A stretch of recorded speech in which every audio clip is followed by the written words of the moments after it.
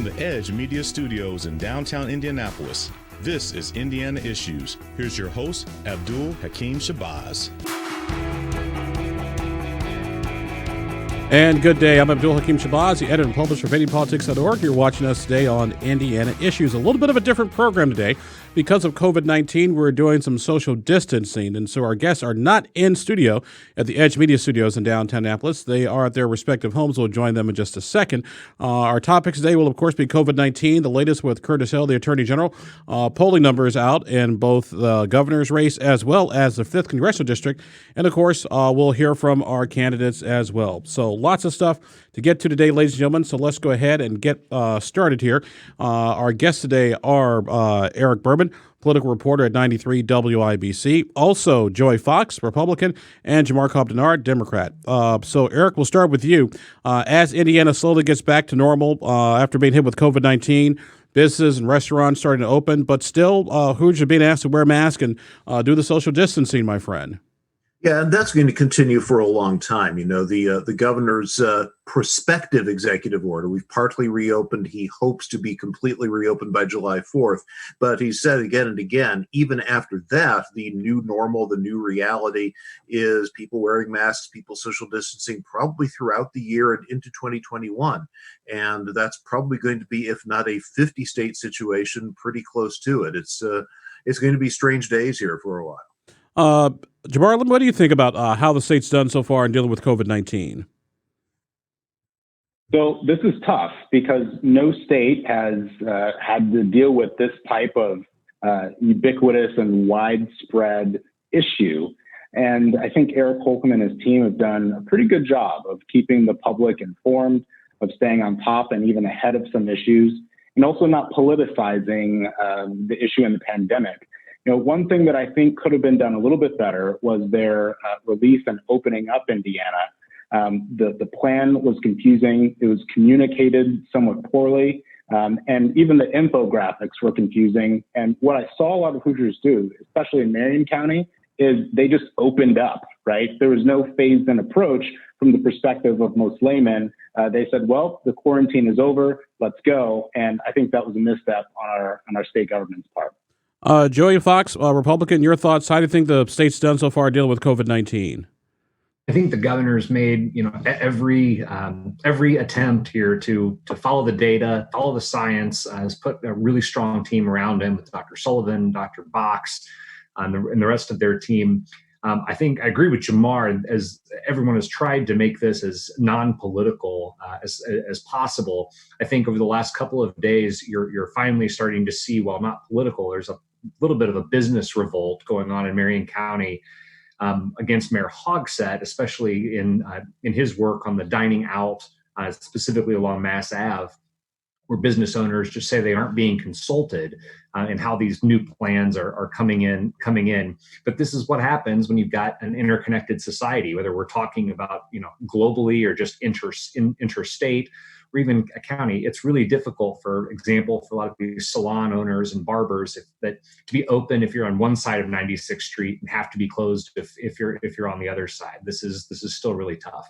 And let's talk about that, Eric Berman, if we could. The fact that you have so many businesses, on one side of either 96th Street or Cumberland Road or Raceway Drive that can't open just yet, or have to maintain some sort of social distancing. But across the street, you've got another things are almost sort of back to normal.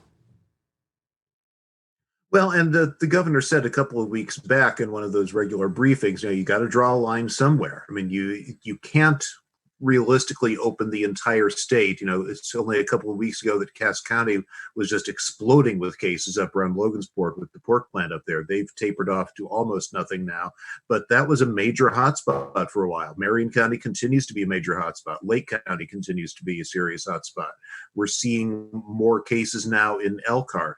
And so it wasn't realistic to say, okay, everybody open, even Logansport. Once you start drawing lines, then the question is, where is the line? And it's sort of like the NCAA tournament, back when we had an NCAA tournament. Mm-hmm. When you let in 64 teams, there's complaints about the team that was 65th. We're now up to 68, and there are always complaints about the team that would have been 69th. Somebody's on the bubble. The line happens to be at Marion, Hamilton County. If they had drawn that line around the 9-county area, you would have heard complaints about that as well. Let's change gears just a little bit and talk about a couple of things that is actually impacting the state: unemployment and the budget.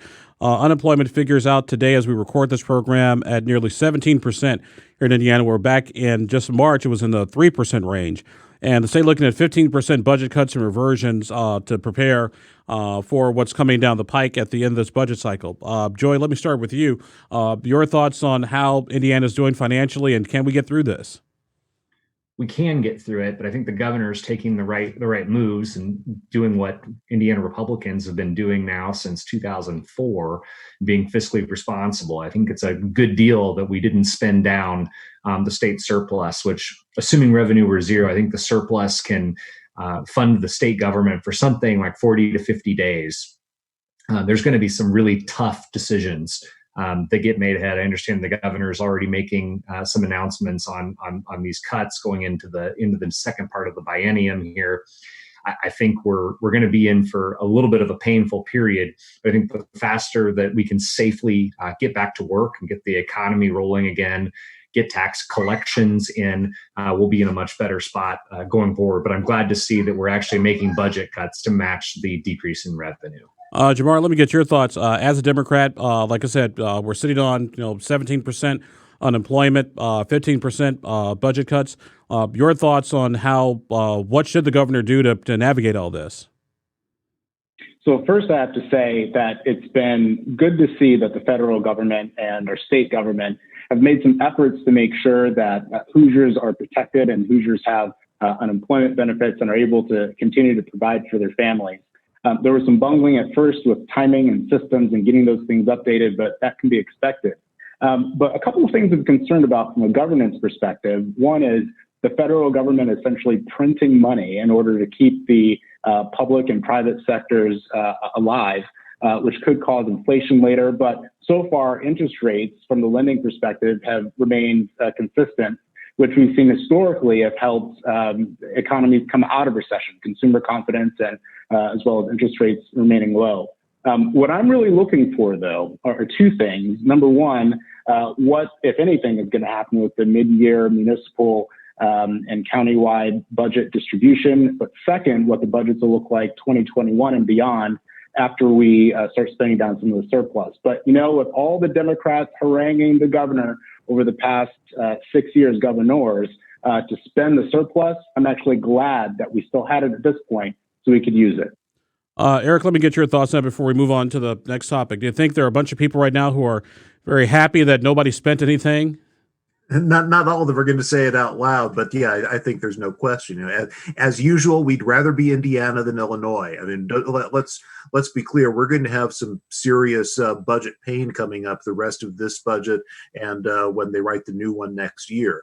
But $2.3 billion in the bank. We're looking at potentially missing budget projections by $3 billion. There's going to be some spending cuts even with dipping into those reserves, but it's a lot better to have that 2.3 to lean on, at least for starters. Our guests today are Democrat Jamar Cobb-Denard, Republican Joey Fox, Eric Berman, 93 WIBC. I'm Abdul-Hakim. You're watching Indiana Issues, doing a little bit different this time around because of social distancing and COVID-19. Gentlemen, our next topic is the Attorney General, Curtis Hill. He's lost his license to practice law for 30 days, but the Indiana Supreme Court refused to get in the middle of a fight to say whether that post has been declared vacant. We've had some folks file a lawsuit here in Marion County to have that office declared vacant so the governor can make another pick. Eric, let's start with you. Your reaction to the court's decision, and what does this mean for Curtis Hill going forward? I think it means this becomes now a political issue and not a legal issue. There was an attempt in the legislature which failed to set rules for if you have an X length suspension, then there's a vacancy, and if not. That didn't pass, and what came down from the Supreme Court would have fallen within that boundary anyway, at least the last version that was pending. So he keeps the job, barring something very surprising with the new civil suit that you mentioned. He keeps the job through the end of his term, but it now becomes a political issue. He's still got to face a convention. He's got 3 opponents, the newest one jumping in the race this week with Todd Rokita. It is not a done deal that he gets renominated. And if he gets renominated, it is not a done deal that he gets reelected. There's been some polling. Most people still don't really know who Curtis Hill is. Whoever the Democratic nominee is going to see to it that changes if he's the nominee, maybe even if he isn't. But certainly if he's renominated, you can already picture the negative ads in your head. Let's go over to Joey Fox, if we could. Joey, as a Republican, your thoughts on this whole Curtis Hill matter, and what does this do for that nominating convention going forward? So I'll take the nomination question first, Abdul. I mean, that the fact that there's not going to be a group of delegates, standing together and hanging out, the evening before the vote, and especially, assuming this goes more than one round, right? Delegates are going to be asked to rank their choices for Attorney General. And then all that ballot counting will be happening through a counting firm with watchers from the various candidates that'll be at the physical convention as they're counting those things. But it's hard, right? A lot of these convention races change after the first ballot, and no one succeeds, and the lowest person gets dropped off. Weird stuff can happen at a convention, but all those decisions are now kind of being made in advance by the delegates. While I understand Eric's point about this now being a political question, I can't help but still have a legal question here. Is the Attorney General still the Attorney General if he is suspended? Do we treat this the same as a doctor, for example, right? Who, if they have a suspended license, they're still a doctor. Well, is he still an attorney? Does he still fit the thing? I still think that there is a legal question here. I think that's what's frustrating the governor. Let's get Jamar Cobb-Denard to jump in here. Jamar, your thoughts. What does this mean for Democrats, whether it's Jonathan Weinzappel or Karen Tallien? So there's a couple things. Number one is that the confusion helps the Republicans in making sure that Curtis Hill, who's not their pick, so to speak, doesn't necessarily get nominated. But that confusion also helps the Democrats. One thing that I've seen from the two Democrats candidates, Senator Tallien and also Mayor Weinzappel, is they're not talking about Curtis Hill, and they're allowing the Republicans in that confusion to help them self-destruct. Now, both of those candidates are well prepared. They've got experience both in the State House and Mayor Weinzappel locally. Also, they have followings and supporters outside of the 465 loop. We talk about Curtis Hill and the issues that he has outside of 465 and that news cycle. People don't really know what's going on with the controversy. So having a Northern Indiana and Southern Indiana contingent that can vote for those leaders in those regions will help the Democrats. And finally, looking at Mayor Weinzappel, he's already putting ads out for this convention. So if he wins that nomination and he's going up against any Republican, he's got some juice and some ad juice to make sure that he wins statewide. Eric, let me get you back in here and jump on this real quickly here, because there is a talk about, does Curtis Hill get through the convention? Let's say he does. He was still the highest vote getter, even more votes than Donald Trump back in 2016. How does that play into whatever happens next? Well, it means he's still the favorite for re-election, even with all the baggage that he'll bring to that race. It's a red state. It's not so much Curtis Hill's skills as a politician, although, again, he's been elected as a county prosecutor and elected as a state attorney general. He won that convention race to get the nomination 4 years ago. He knows how to get elected. But the big thing that's in his favor is he's got an R after his name, and it's still a red state, especially when you get down to those races like Attorney General and Secretary of State and Auditor, where people don't know the candidates that well. So he goes in as the favorite. But again, if one of the other candidates is the nominee, it becomes almost entirely a what letter is after your name. If Curtis Hill is the nominee, there's going to be ads on the air saying, this is what Curtis Hill did in 2018, why his license was suspended. It's going to make it more of a jump ball than it would otherwise be. Our guests today are Democrat Jamar Cobb-Denard, Republican Joey Fox, and Eric Berman, political reporter at 93 WIBC Network, Indiana. I'm Abdul-Hakim Shaban. You're watching Indiana Issues. We're going to take ourselves a quick break here. When we come back, talk about some polling numbers on the governor's race, the president's race, and also in the 5th District. You're watching Indiana Issues. We'll be right back.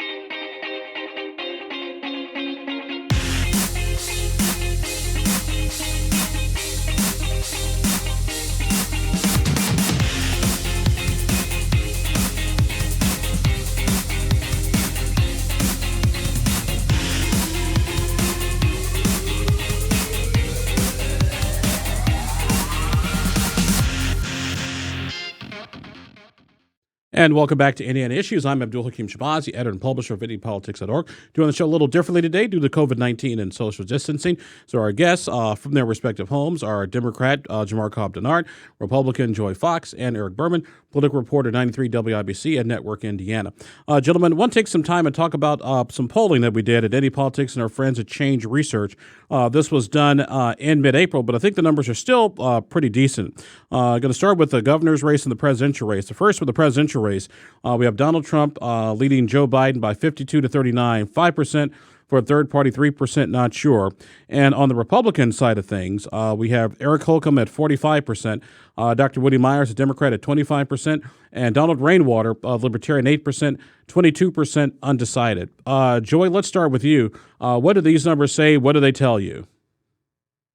Right now, these numbers say that the Hoosiers trust Eric Holcomb to be governor and to guide us through what we're going through here and beyond. I think when you compare the numbers, I think the fact that Dr. Myers is as low as he is and has continued to not raise money, right? Not have a high profile throughout this. I can't tell if the Democrats are just giving up on the governor's race or kind of what the game plan is from their side. And I think nationally, so much depends on the economic rebound that we have as we mourn the mass loss of life that we've had in this country and what happens next and how quickly we're able to get there. I think that'll inform the national conversation. But I think the state numbers look incredibly strong for the governor. Let's get Jamar in here. Jamar, let's look at the state numbers. Eric Holcomb, 45, Dr. Woody Myers, 25%, but 22% undecided. Do Democrats get some hope in the fact that Eric Holcomb is actually under 50%? Maybe, but here's the thing. Woody Myers' race is an uphill battle for a number of reasons. Number one, State Chairman John Zodi a couple of years ago mentioned that there just simply aren't enough Democrat voters in the state of Indiana for us to win a statewide race.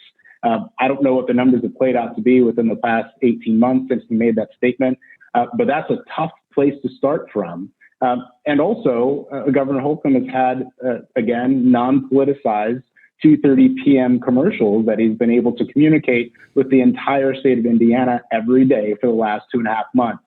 So here's the thing. Governor Myers has to raise more money in order to run an effective statewide campaign. And we all know that donors aren't going to give money unless they think that you're going to win or at least have a chance. So they've got to get some momentum and start some consensus building throughout the state in order to really take this thing off, regardless of what Governor Holcomb's polling numbers look like. Eric Berman, let me get your thoughts. Eric Holcomb, 45-25, Donald Trump, 52-39. Yeah, I think Jamar put his finger on the elephant in the room here. Woody Myers doesn't have any money. And it's the catch-22 that any underdog candidate, a blue candidate in a red state or vice versa, this is the dilemma you always run into. You can't get money unless people think you can win. People don't think you can win if you don't have money.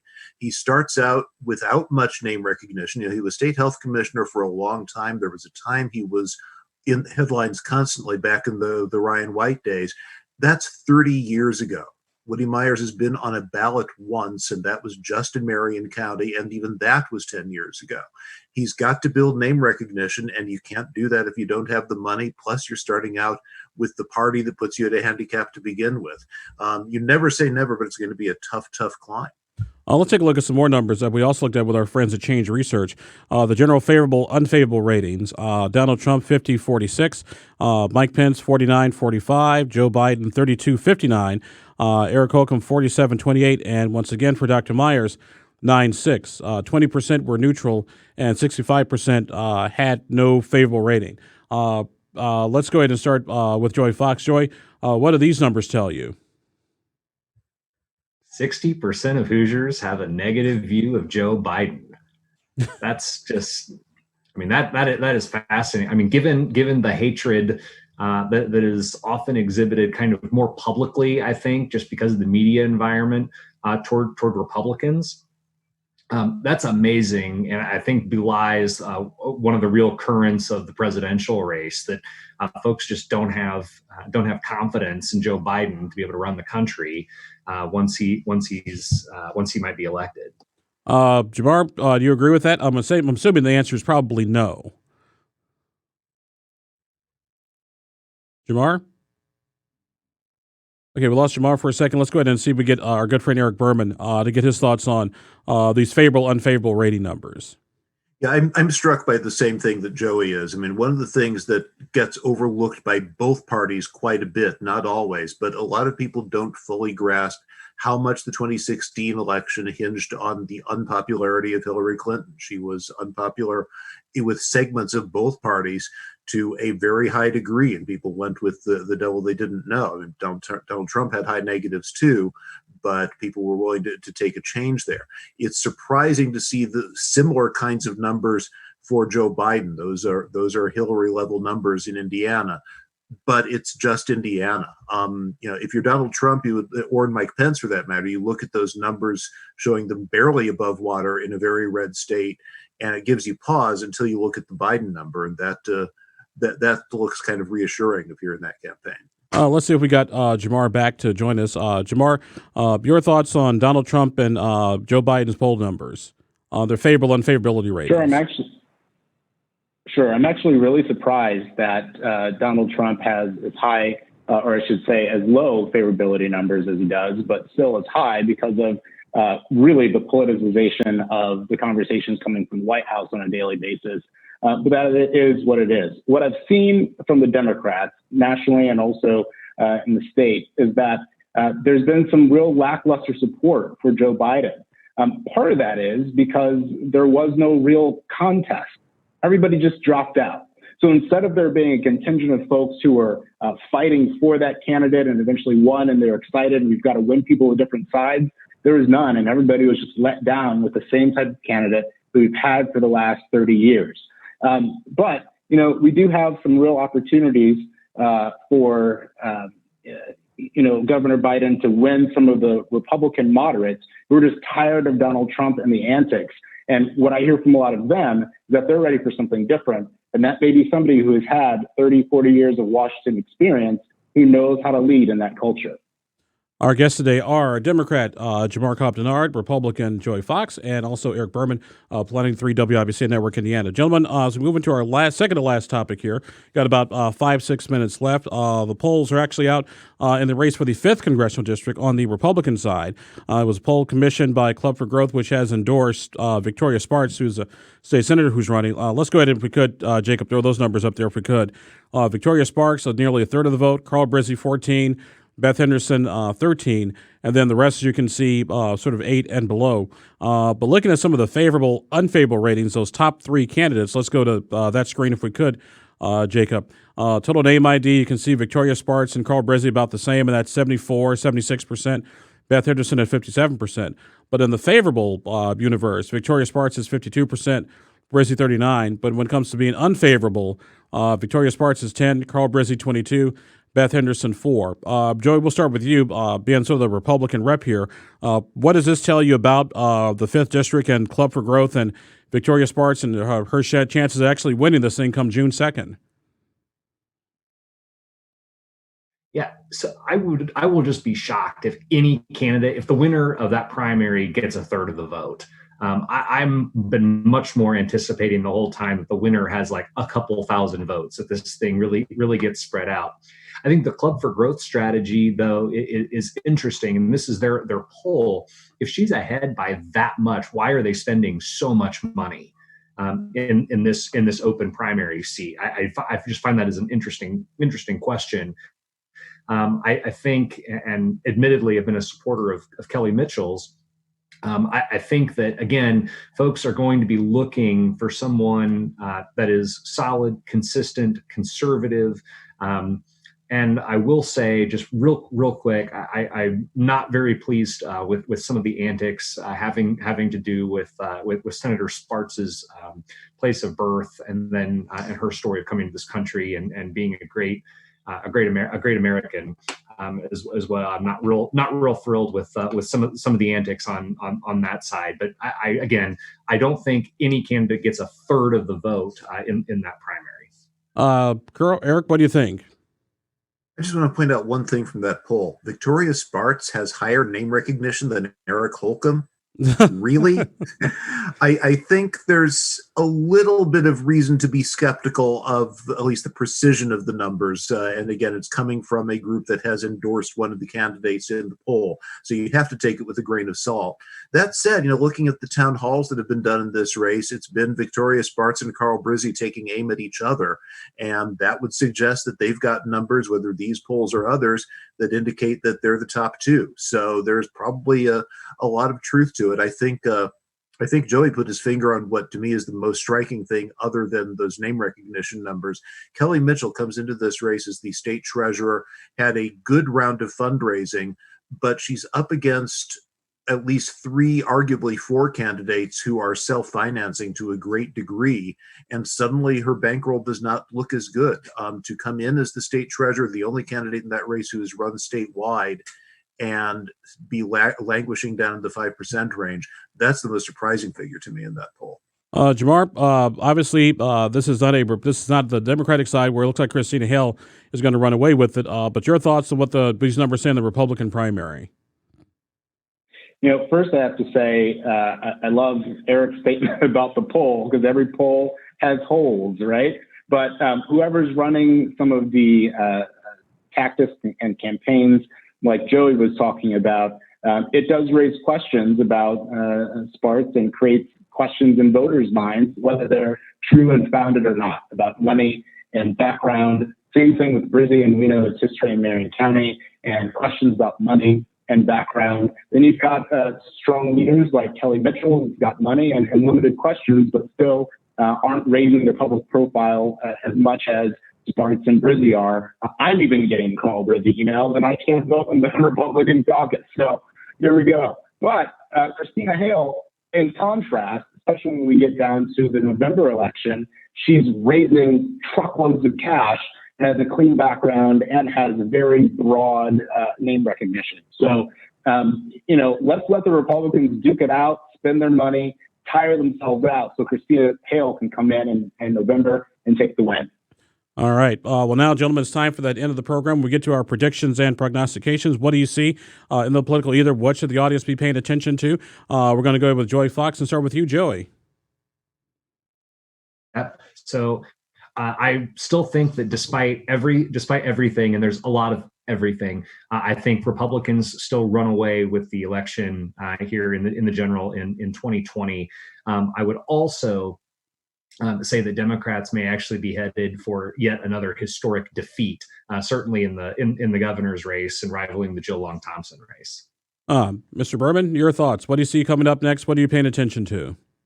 Two races I'm really paying attention to. One is a state house race up in northern Indiana. Kurt Knisley, the incumbent, has a primary challenger, and it's an unusual race. I mean, there's primary challenges all the time, but this is one of those rare races where the challenger is saying, this guy's not representing the district, this guy's embarrassing the district. That strategy's been tried. Usually it doesn't work. Sometimes it does. Senator John Waterman lost his seat over essentially that kind of campaign a couple of elections back. So I'm watching that one closely. The other one I'm watching is the 1st Congressional District, where Pete Visclosky's retiring. Joey said that the winner gets maybe a third of the vote in the 5th. The winner of the 1st might get a fourth of the vote. That's going to be a very tight race. That could go any of about 5 ways.